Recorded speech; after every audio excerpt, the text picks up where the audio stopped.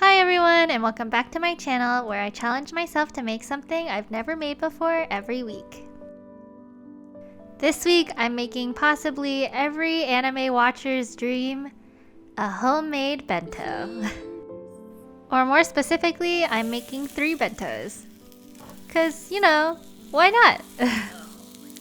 I can already tell we're gonna have a long video today, so let's just get started. Today's video was heavily inspired by the Husbento series by Imamu Room on YouTube. She gets up in the morning every day to make bentos for her husband, which I could never do. So I'm making these bentos a day in advance. But anyways, our first bento is directly inspired from one of her videos, which is asparagus wrapped in beef. Today, I'm just using hot pot beef that I got from the Asian store. But I'm sure if you were a little more picky about the kind of beef or meat that you want to use, you can just slice your own. And also, you can put whatever vegetables you want on the inside too. It's a super customizable dish. So if you don't like asparagus, you can just do like carrots instead. I'm putting a bunch of cornstarch on these rolls so that when we make the sauce later, the sauce will become thick and be able to stick to our meat better. Since we already pre-cooked the asparagus, we're just gonna pan fry these until the meat turns brown. Make sure not to crowd the pan or else your meat might just steam instead of browning correctly. It's totally okay to work in batches.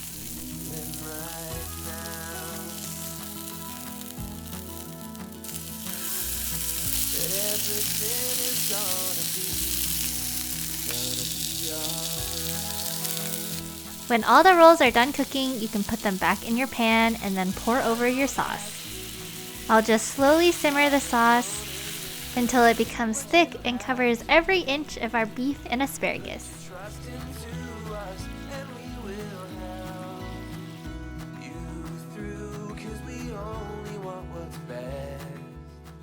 For a side, I'm going to make tamagoyaki, which, if you didn't know, is a Japanese rolled omelet.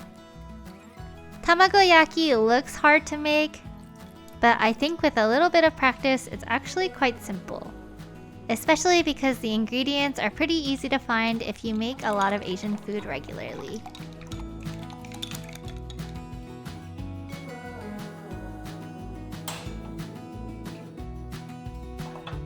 I'm using a pan that is especially made for tamagoyaki, and so it's this rectangular shape.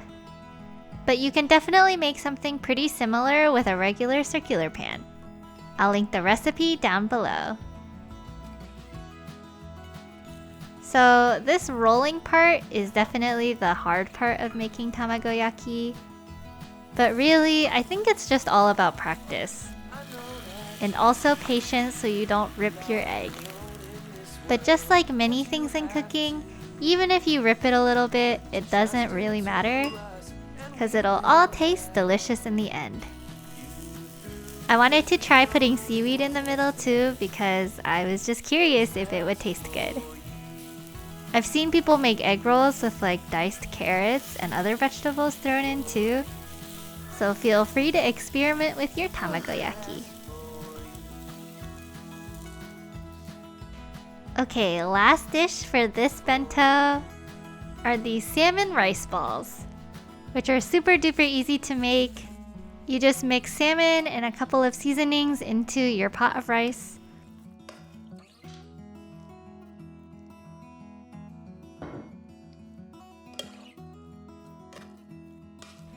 And then you can roll it into balls. Although the technique is less rolling into balls and more like squishing into balls. And also, they don't really have to be balls. You can definitely just eat the rice as is. But now it's time to put the bento together. That everything seems to crumble around you.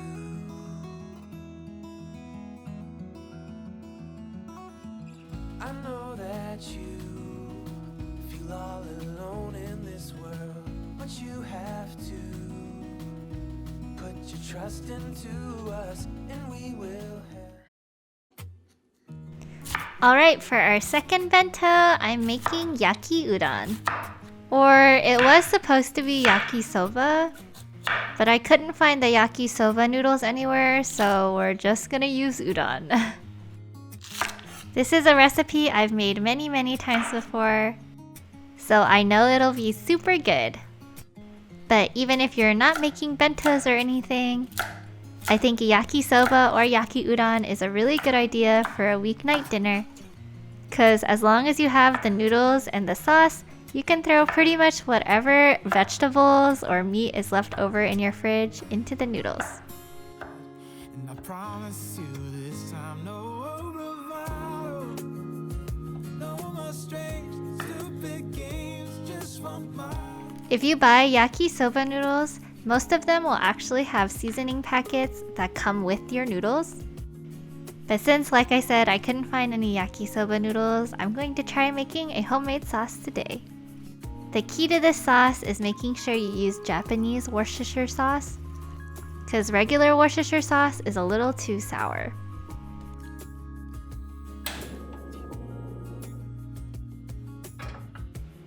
For the protein, I'm actually using the leftover hot pot beef from the previous bento. I've used pork belly before and also just scrambled eggs before, and both of those options are also pretty good, but I was pretty surprised at how delicious the hot pot meat version was. So if you're making hot pot and you have meat left over, I highly recommend making noodles with it.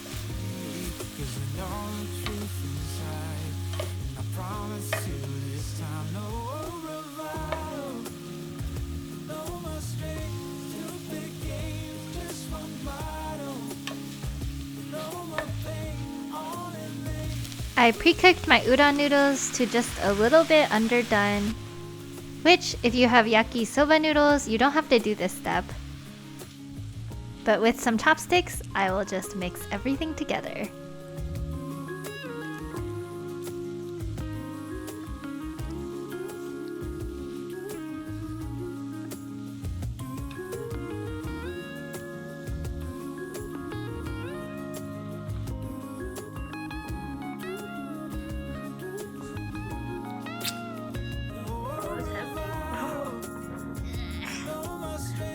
Because it has so many ingredients in and of itself, there's no need for sides when you're making yaki udon. Let your guard down. Call my name when you need a friend. No bravado, no bravado.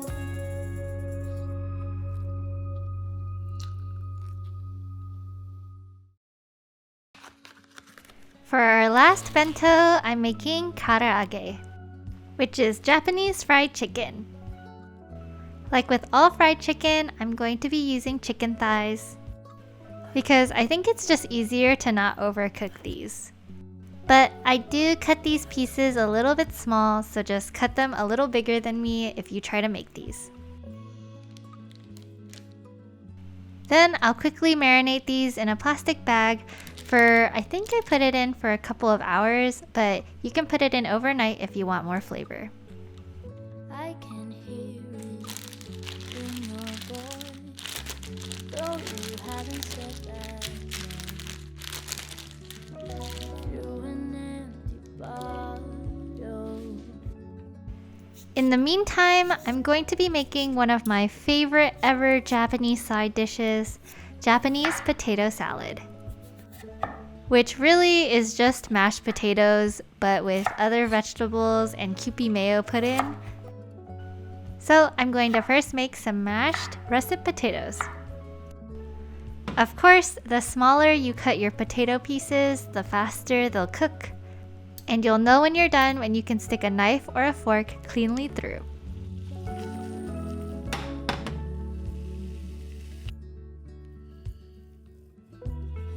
We put up with it for far too long. People change when they Then I'll cut up all of my vegetables that I'm going to be putting in the potato salad. I don't really have American potato salad too often, but I feel like when I've had it, it's mostly just been like potatoes and egg. So it's cool to see so many different vegetables going into the potato salad. We're just broken people. We'll be scattered in the wind. I'll also mash up an egg that I had hard-boiled in advance. And then we'll literally just mix everything together, along with just a little bit of corn.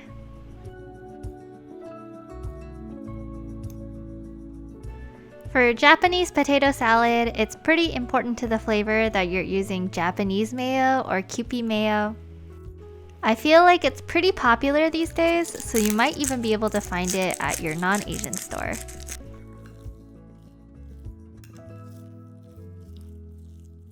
And last but not least, I'll mix in our hard-boiled egg.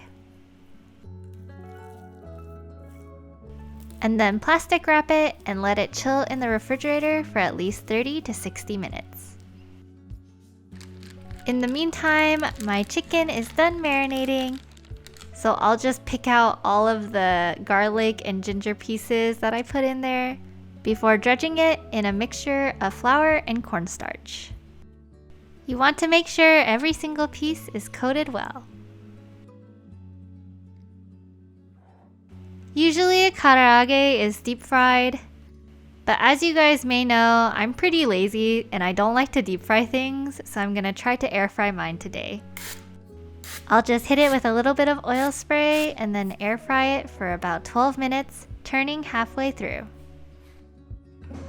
I can see it all so clear. All these broken pieces will be scattered in the wind.